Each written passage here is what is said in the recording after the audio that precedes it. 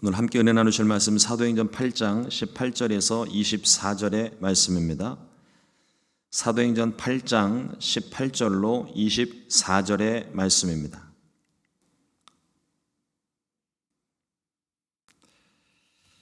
우리가 참 목소리로 합독하시겠습니다. 시몬이 사도들의 안수로 성령 받는 것을 보고 돈을 들여 이르되 이 권능을 내게도 주어 누구든지 내가 안수하는 사람은 성령을 받게 하여 주소서 하니 베드로가 이르되 내가 하나님의 선물을 돈을 주고 살 줄로 생각하였으니 내 은과 내가 함께 망할지어다.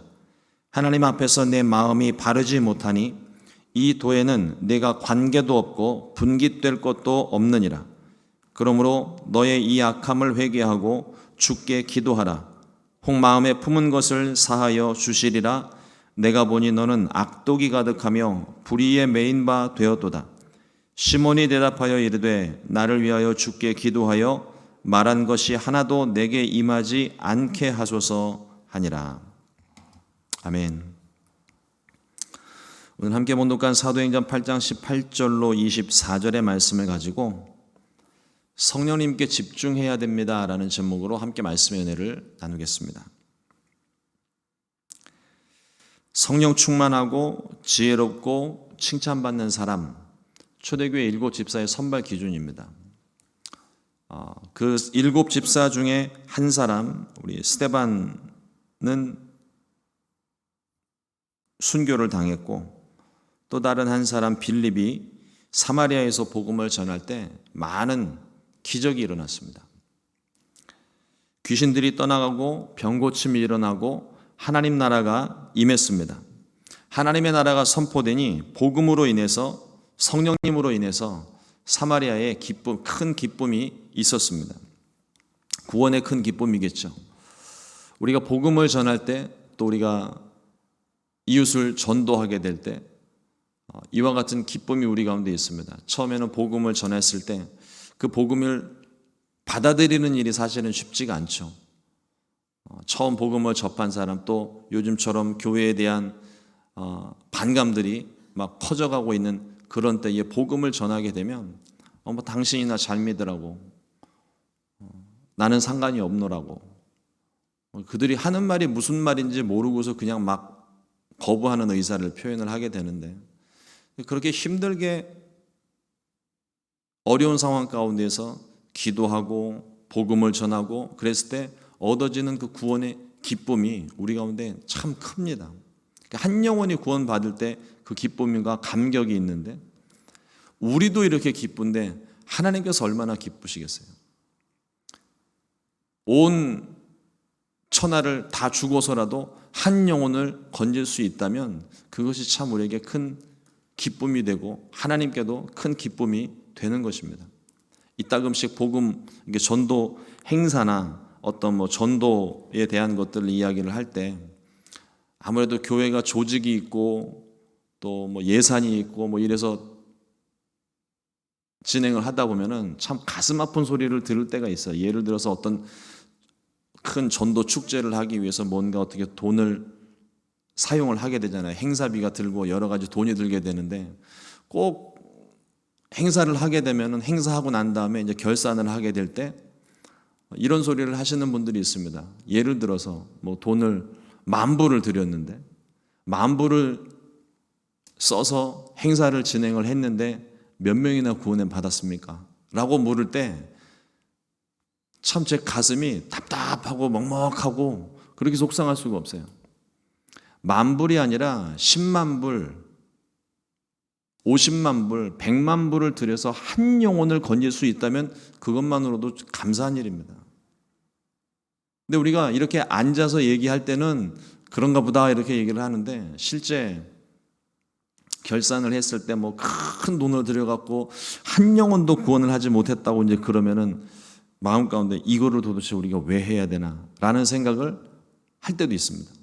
그러나 우리가 하나님의 마음을 생각해 볼 때 돈의 액수가 중요한 게 아니에요. 그 한 영혼을 구원했을 때 우리 마음도 기쁘고 하나님이 얼마나 기뻐하실까를 생각을 한다면 그게 그렇게 아깝지 않은 부분이거든요. 주의 나라를 위해서 우리가 헌신하고 또 이 수고하고 땀 흘렸는데 몇 년 동안 기도를 했는데 왜 이렇게 믿지 않을까? 절대로 낙심하지 마십시오. 어저께 어느 목사님과 함께 카카오톡으로 이야기를 나누는데 그 목사님이 사진 하나를 이렇게 보여주는데 덩굴 사이에 있는 수박 한 덩어리를 사진을 찍어서 보내줬어요. 그러면서 거기다 뭐라고 쓰셨냐면 지나가다 흘린 씨앗에도 수박이 이렇게 열매를 맺는데 하나님께서 복음의 씨앗을 뿌렸을 때 그 열매가 맺히지 않겠느냐고. 제가 답변을 달았습니다. 참 목사님은 목회적 적용도 탁월하십니다. 우리 지나가다가 흘린 씨앗 하나도 그냥 그 땅이 그냥 죽어지는 것이 아니라 열매가 맺혀지는 것처럼 저와 여러분들이 기도하고 또 복음을 전하고 한 그곳에 반드시 하나님의 열매가 맺혀지게 될 줄로 믿습니다. 그게 하나님의 창조의 질서고 이 세상 자연의 법칙입니다. 영적인 일에도 마찬가지인 것 같아요. 빌립이 복음을 전할 때 사마리아에 큰 구원의 기쁨이 있었습니다. 그런데 또 하나 중요한 사건이 오늘 우리 가운데 전해지고 있는데 마술사 시몬이 새 침례를 받은 사건입니다. 마술사 시몬. 이 마술사 시몬은 당시 사마리아 성에서 나름 꽤 유명한 사람이었던 것 같습니다. 우리 첫 번째로 마술사 시몬에 대한 이야기를 좀 나눠볼게요. 사도행전 8장 9절 말씀에 그 성에 시몬이라 하는 사람이 전부터 있어 마술을 행하여 사마리아 백성을 놀라게 하며 자칭 큰 자라 하니, 자칭 큰 자, 또 뒤에 보면 다른 사람도 큰 자라고 부르고 있습니다. 그러니까 유명한 사람이었던 거죠. 이 시몬은 마술사였습니다. 이 마술사가 어떤 마술사냐, 데이비드 카퍼필드처럼 눈속임을 가지고 이렇게 마술을 부리는, 재주를 부리는 그런 사람이 아니라 주술사와 같은 의미를 가집니다. 성경에도 이 사람들과 비슷한 사람들이 등장을 하는데, 모세가 애굽에서 이스라엘 백성들을 건져낼 때 10가지 재앙을, 하나님께서 내리시는 재앙을 앞에 초창기 부분에는 애굽의 술사들도 똑같은 일을 하게 되니까 바로의 마음이 크게 두려움도 없고 감동도 없고 네가 하는 거나 우리 술사들이 하는 거나 다 똑같지 않느냐, 좀처럼 먹히지를 않게 되는데, 애굽의 술사들도 모세의 행동을 따라했던 그것과 같은 내용입니다. 시몬의 마술이 사람들의 관심을 끌기에 충분했습니다. 많은 사람들이 시몬을 큰 자라 불렀고 또 하나님의 능력이라고 착각을 하고 있었어요. 아마도 이 시몬이 그런 칭찬, 어떤 그런 사람들의 관심이 너무 좋아서, 요즘 애들 말로 관종이라고 표현을 하는데, 관심을 끌기 위한 종자라는 뜻의 약자입니다. 안 해도 되는 일을 굳이 해서 사람들의 관심을 받으려고 하는. 근데 요즘 어린아이들 그런 경우들 있잖아요. 부모님 사랑받고 부모님 관심 받고 싶어서 괜히 쓸데없이 사고치고 그런 내용, 그런 모습들. 아마도 시몬이 그런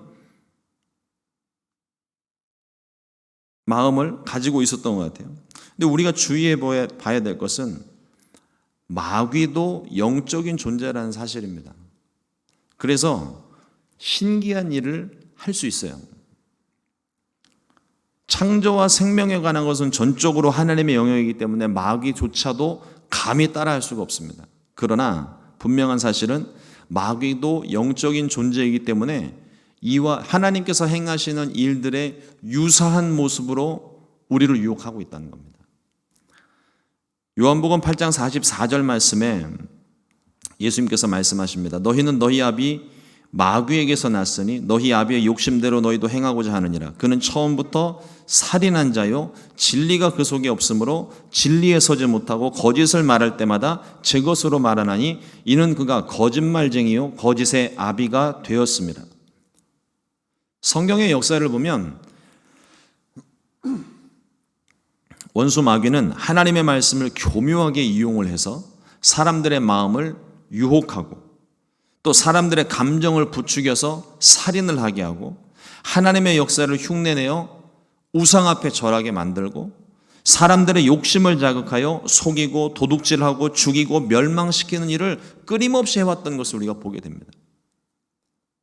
그 역사는 오늘날까지도 우리 안에 일어나고 있습니다. 그러므로 성령 충만함으로 이러한 악한 일들, 하나님의 일인 것 같은데 뭔가 찝찝한 이러한 모습들을 우리가 성령 충만함으로 분별해내야 할 줄로 믿습니다.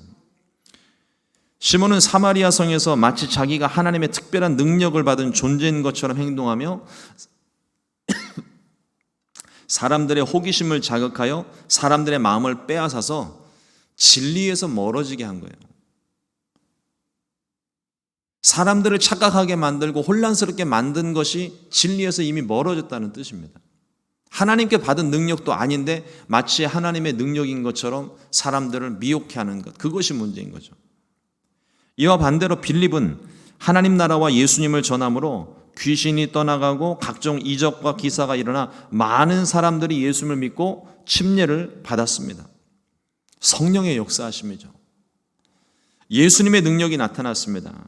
이 시몬이 행한 것과는 본질적으로 차원이 다른 역사였던 거예요. 진짜와 가짜가 있습니다.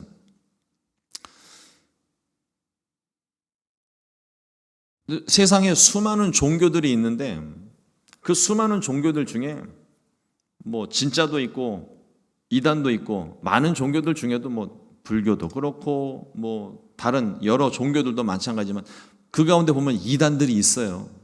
잘 알려지지 않아서 그렇지. 근데 유독 기독교에는 이단이 많습니다. 왜 그럴까요? 전에 한국에 있는 만나교회 김병삼 목사님이 그걸 한번 설명을 해주신 적이 있었는데, 기독교에 이단이 많은 이유는 진짜기 때문이랍니다.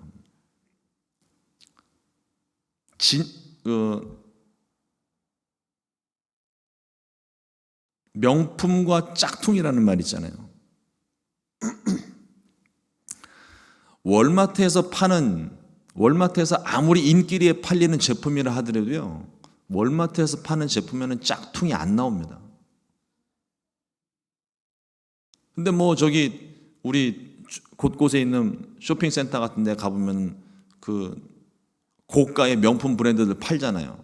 그 고가의 명품 브랜드들은 반드시 짝퉁이 있어요. 뭐냐면 가치가 있고 비싸기 때문에 그래서 짝퉁들이 생긴다는 겁니다.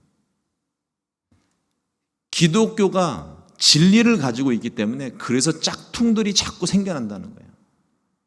진짜를 따라하고 싶어서, 자기가 진짜는 하는데 진짜를 따라하고 싶고 그 가치를 가지고 싶고 사람들의 관심을 가지고 싶고, 그래서 짝퉁들이 많이 생겨난다는 겁니다.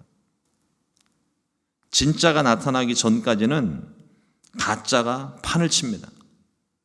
그러나 진짜가 나타나면 가짜는 그때부터 아무 의미가 없는 거예요. 쓰레기에 불과한 거죠.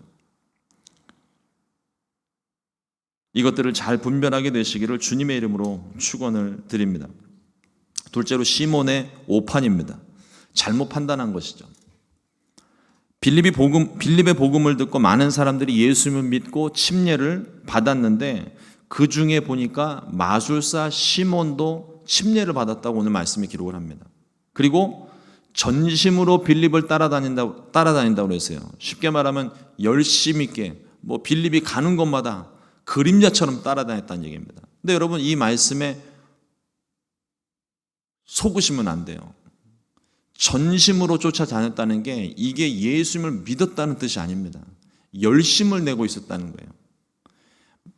시몬의 관심은 예수님의 복음이 아니라, 빌립이 전한 복음이 아니라 빌립이 행하는 신기한 능력에 관심을 갖고 있었어요. 엉뚱한 데 관심을 갖고 있는 거죠. 그러니까 분명 겉으로 모습은 빌립이 복음을 전하는 곳마다 그림자처럼 따라다니면서 마치 예수님을 믿은 것처럼, 예수님을 열심히 있게 헌신하는 것처럼 그런 모습이 보여질 수는 있는데 그 진짜가 아니었다는 거예요. 사마리아의 복음이 전해진 것을 듣고 베드로와 요한도 가서 안수하고 기도할 때 성령을 받았습니다. 이것을 본 마술사 시몬이 그 신비한 능력을 돈을 주고 사려고 했습니다. 사도행전 8장 18절로 19절 말씀입니다. 시몬이 사도들의 안수로 성령 받는 것을 보고 돈을 들여 이르되 이 권능을 내게도 주어 누구든지 내가 안수하는 사람은 성령을 받게 하여 주소서 하니, 성령이 뭔지도 모르고 이게 지금 정체를 알지도 못한 채 뭐가 진리인지도 모른 채 그냥 막 하는 얘기인 거예요. 베드로가 시몬의 말을 꾸짖었습니다. 20절 말씀 보면 베드로가 이르되 내가 하나님의 선물을 돈 주고 살 줄로 생각하였으니 내가 은과 함께 망할지어다. 그리고 하는 얘기가 마음이 바르지 못했다고 그럽니다. 진리를 알지를 못하니까 마음이 엉뚱한 데 가 있으니까 이 성령을 돈을 주고 살 줄로 착각을 하고 있었던 거죠. 성령을 자신의 돈벌이 수단, 자기 인기몰이 수단으로 생각을 하고 있었던 겁니다. 시몬은 겉모습은 예수님의 복음을 받아듣고 침례까지 받고 또 열심히 있게 쫓아다닌 것 같았지만 사실은 빌립과 베드로와 요한의 그 신비한 능력 때문에 쫓아다닌 거예요. 잘 구분하셔야 됩니다. 우리가 믿고 또 주목해야 될 것은 능력이 아니라 능력을 주시는 하나님입니다. 기적이 아니라 기적을 행하시는 하나님이에요. 아무리 물질 만능주의 시대를 우리가 살고 있다지만 구원의 은혜와 성령의 은사는 돈으로 살 수 있는 게 아닙니다. 헌금을 많이 한다고 성령 받는 게 아니에요. 우리가 믿을 때 은혜로 주신 선물입니다.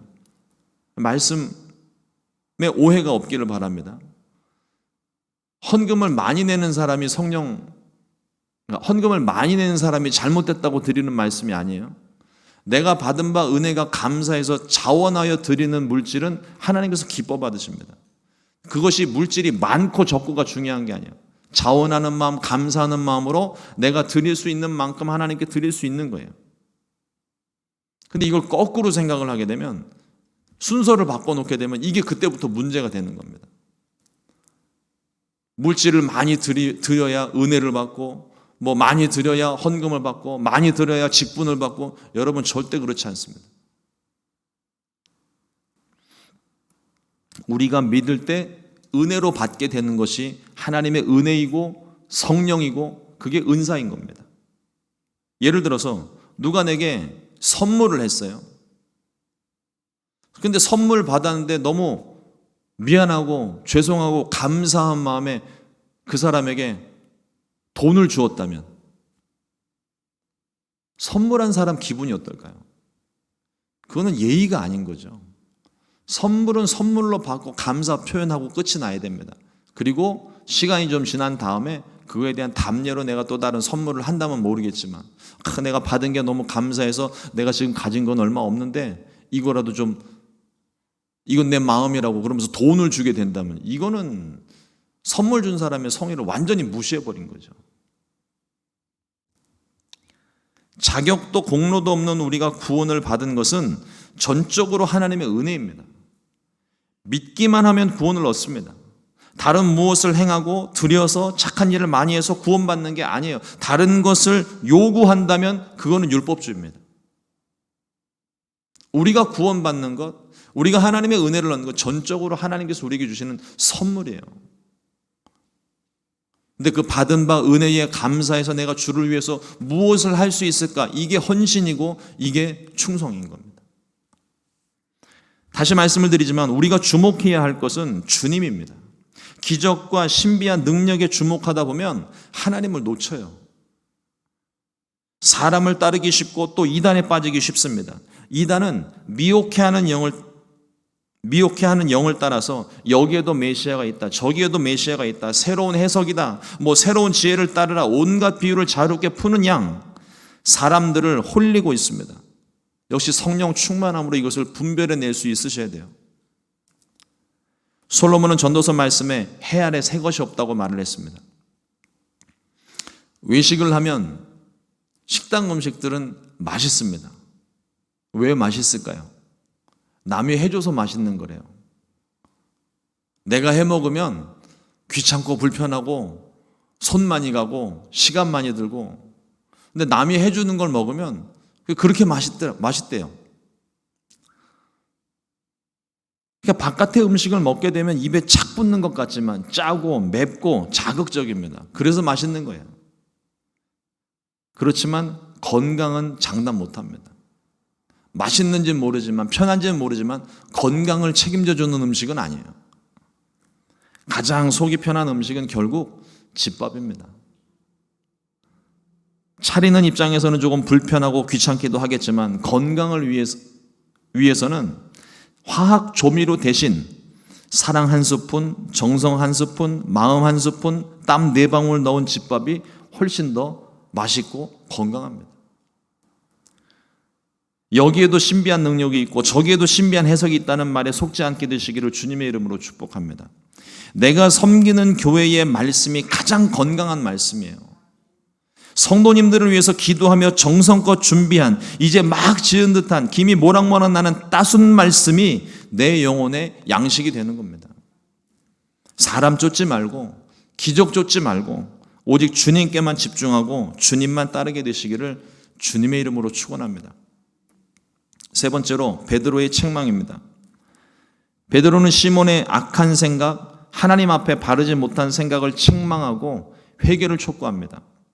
사도행전 8장 22절 말씀에 그러므로 너의 이 악함을 회개하고 주께 기도하라. 혹 마음에 품은 것을 사하여 주시리라. 시몬은 하나님의 은혜와 은사를 돈으로 사려고 했습니다. 자기의 욕심을 채우기 위해서 사람들에게 더 인정받고 돈을 더 많이 벌고 싶어서 그 능력을 돈을 주고 사려고 했어요. 바꿔서 말하면 하나님의 능력을 자신의 돈벌이 수단으로 생각을 했다는 겁니다. 그런데 우리가 이 말씀을 통해서 깨닫게 되는 것이 이러한 악한 마음일지라도 자기 욕심 채우기 급급한 사람일지라도 회개하면 하나님께서 용서해 주신다는 거예요. 회개하면. 이게 복음입니다. 사도행전 8장 24절 말씀에 시몬이 대답하여 이르되 나를 위하여 주께 기도하여 말한 것이 하나도 내게 임하지 않게 하소서 하니라. 시몬이 베드로의 저주를 듣고 심장이 그러면 어떡할까? 내가 진짜 마음은 어떻게 할까? 걱정이 되어서 자신에게 저주가 임하지 않게 해달라고 베드로에게 간청을 했습니다. 근데 제가 이번에 말씀을 보면서 하나 문득 들었던 생각이 뭐였냐면 시몬이 회개를 했을까 하는 생각이에요. 모습은 회개한 것처럼 보이는데 성경 어디에도 이 시몬이 회개했다는 기록이 나오지 않습니다. 회개했다면 기록이 나왔을 것 같아요. 근데 시몬은 어떤 반응도 없고 베드로도 여기에 대해서 침묵하고 있고 성경도 기록을 하고 있지 않습니다. 과연 시몬은 회개하고 진심으로 구원을 받았을까요? 성경에는 기록이 없는데 전해지는 이야기에 따르면 시몬은 회개하지 않았고 결국 이단의 길로 빠졌다고 전해지고 있습니다. 나에게 뭔가 강한 어떤 하나님께서 책망의 말씀이 들려질 때 여러분 이 말씀을 무섭다고 두려워서 피하거나 외면하시면 안 됩니다. 그 말씀이 나를 살리는 거예요. 나를 향해 나의 심장을 찌르는 마음을 찌르는 그 말씀이 나를 살리는 말씀입니다. 그 말씀을 귀 기울여 들어야 돼요. 그 말씀을 듣고 우리가 할 수 있는 것 회개하고 다시 돌이키는 겁니다. 우리가 잘못된 길로 나아갔으니까 하나님 우리를 찌르시는 거거든요. 우리 한국의 교육의 어떤 문화들 요즘은 거의 그렇지는 않지만 이따금씩 그래도 아이들이 잘못된 길로 나아가게 될 때 부모님들은 사랑의 회초리를 듭니다. 또 들어야 돼요. 성경도 그걸 말하고 있어요. 잘못된 길로 나아가는 그 자녀를 물론 말로 설명할 수 있고 할 수 있지만 정말 피치 못할 사정에 의해서 매를 들어야 될 때가 있습니다. 바르게 잡기 위해서. 그거는 아이가 잘못한 일에 대해서 그게 미워서 때리는 게 아니잖아요. 잘못된 것을 고쳐주기 위해서 드는 겁니다. 근데 만약에 매질을 하다가 내 마음의 감정이 컨트롤이 안 된다? 그럼 여러분 절대 매질을 하면 회초리를 들면 안 돼요. 회초리를 치는 순간 아이의 마음의 상처가 생겨요. 감정적으로 하는 건 이게 보이지는 않아도 반드시 마음의 상처가 되고 아이들이 그걸 깨닫습니다. 하나님께서도 마찬가지. 우리가 잘못된 길로 나아가고 있을 때 하나님은 반드시 우리의 길을 가로막으십니다. 그게 때로는 회초리가 될 수도 있어요. 때로는 심판의 모습인 것처럼 보일 수 있습니다. 시몬이 들은 것처럼 막 두려움 가운데 어떻게 해야 될지를 모르는 그런 막 절망적인 소리가 들릴 수도 있어요. 그러나 베드로의 말씀도 보십시오. 네가 망할 것이다 라고 분명히 얘기했지만 그 뒤에 반드시 회개하면 용서함 받는다고 같이, 이것도 또한 복음인 거예요. 회개하면 용서를 받는다. 저와 여러분들의 삶 가운데도 마찬가지입니다. 하나님께서 우리에게 호흡을 주시고 우리가 살고 있는 동안에 우리에게 주시는 말씀은 다 우리가 귀담아 들어야 되는 말씀이에요. 나에게 필요한 말씀입니다. 유독 내 귀에 크게 들리는 그 말씀이 다른 사람에게 전하라고 주시는 말씀이 아니라 나에게 먼저 주시는 말씀이에요. 항상 말씀드리잖아요. 말씀 적용은 내게 하는 것이 다른 사람에게 하는 게 아닙니다. 일단 내가 먼저 이 말씀을 받고 이 말씀을 통하여서 하나님이 나에게 무엇을 말씀하시는지를 먼저 깨닫고 내 마음이 돌아서야 되는 거예요. 회개해야 되는 거예요. 그러라고 하나님이 우리에게 그 말씀을 주시는 겁니다. 근데 시몬은 그 말씀을 들었고 두려움까지는 갔는데 결국 자신이 추구했던 어떤 물질과 자신의 욕심과 또 사람들의 관심에 대한 인기몰이에 대한 그 욕심을 떨쳐버리지 못한 것 같습니다. 오늘 시몬을 통해서 우리가 깨닫는 것이 있습니다. 오늘 말씀을 통해서 우리가 몇 가지 중요한 것을 깨닫는데요. 우리가 주목하여 볼 것, 그것은 기적의 현상, 문제 상황이 아니라 기적을 행하시고 문제를 주관하시는 하나님께 집중해야 된다는 사실입니다. 또 하나님을 나의 욕심을 채우기 위해 이용하지 말 것을 말씀하고 있어요. 하나님의 구원과 은혜는 돈을 주고 사는 것이 아닙니다. 또 죄를 깨닫고 회개하면 하나님께서 우리를 반드시 용서해 주신다는 약속의 말씀이 오늘 말씀 가운데 있습니다. 성령 충만함으로 오직 성령님께 사로잡혀 어떤 상황 가운데서도 주님만 바라보게 되시기를 우리 주님의 이름으로 축원합니다. 기도하겠습니다. 하나님,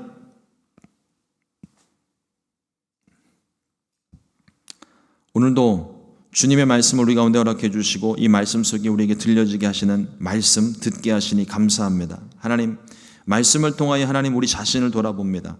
우리가 혹시 시몬과도 같은 모습을 갖고 있는 것은 아닌지 하나님 우리 자신을 끊임없이 살피게 해주시고 하나님 우리가 시몬과 같은 모습이 있다면 성령께서 우리 마음 가운데 말씀하시고 찌르셔서 하나님 우리가 그것을 깨닫고 회개할 수 있는 기회를 얻기 원합니다.